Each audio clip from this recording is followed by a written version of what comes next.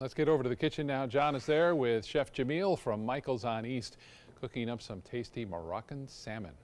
Yeah, always a pleasure having Jamil in the kitchen. It's a pleasure to be here. Guy knows his way around the kitchen.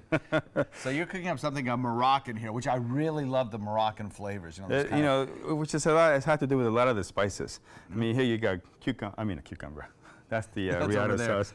You got cumin. Yeah. You have coriander. You got ginger, all powder. You got ginger. You got some cinnamon. Some cayenne pepper. So what I'm going to do here is I'm going to actually start a little bit of the hash. I'm going to start the salmon in this area right here. We just use a little bit of olive oil. You can see there's not a little bit in there, but and then what I have here is I got some nice Scottish salmon. The cool thing about Scottish salmon is it's kind of like a wild. It's not wild, but it actually is semi-wild because they actually do on the farms that they do it. They do it on the ocean, so they got the nets on the ocean, so the current of the water keeps going and going. So it's an aquaculture. It's like aquaculture, but the cool thing about it is that they not in a pool. Right, not a recirculating pump, and it's not doing lice. I think that's the wave of the future with fish. I mean, that's as much as we fish out our oceans, that's the way to go. It's the way to go. So what I'm doing here, I'm just coating this right here, and we're going to put it on. I'll do it two sides because what I want to do with this salmon, since it's a sushi graded, is to actually cook it medium rare. And the reason you want to cook it medium rare, because the sauce that we have on this dish is not actually a real sauce. I mean, you have a nice riata sauce with yogurt and things like that.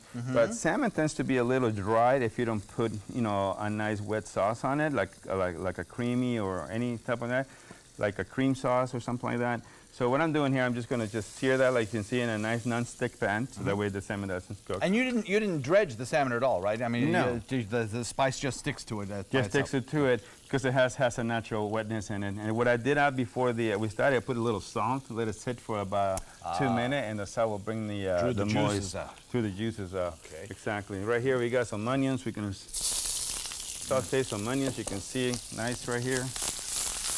Now, the good thing about when you cook onions like this, they have a little sweetness to it.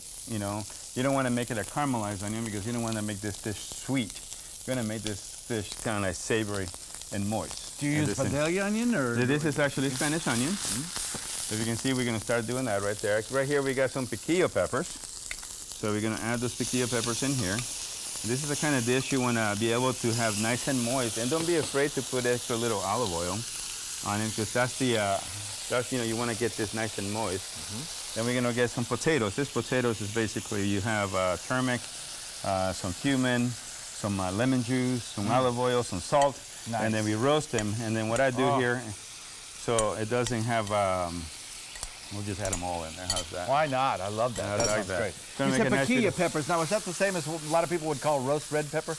It's a roasted red pepper, but it's a type of Spanish piquillo pepper, which I love to use all the time. They got a nice sweetness to it. It's not as bitter as a regular roasted red pepper. Can you buy that in your grocery store? You can buy that in a grocery store. You can actually go to Whole Foods and any place like that. You'll have them. You can have them online, as a matter of fact.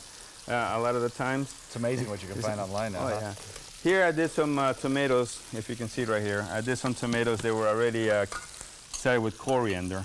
We have about 15 seconds left. So as you finish the dish up and get it ready to plate, I just want to remind everybody that the recipe for this is on our website, mysoncoast.com. Tell us about the sauce briefly. Well, this is a yogurt sauce? This is riata. That's what they call the Mediterranean tzatziki sauce. But actually, instead of using dill sauce, you use cumin. You use a lot of garlic and lemon juice. Interesting, with cucumber. And the final product, after it's all crisped up, is over here. My gosh, that looks great, Jamil. And the smell is great. Is it on the menu at Michael's? It is on the menu for lunch at Michael for the Epicurean menu. Great. Thank you so much for coming in today, sir. It's a pleasure. It's a pleasure. Always a pleasure.